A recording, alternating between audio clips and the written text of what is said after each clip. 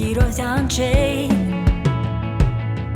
n'agakiza kanje ntaco notinya wamyeho byose bitarabaho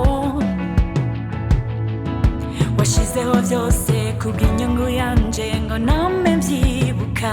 ngo ngushime uhoraho ni wewe byizigiro byanje n'agakiza kanje ntaco notinya wamyeho byose bitarabaho Yesu we washizeho byose kubw'inyungu yanje ngo name mbyibuka ngo ngushime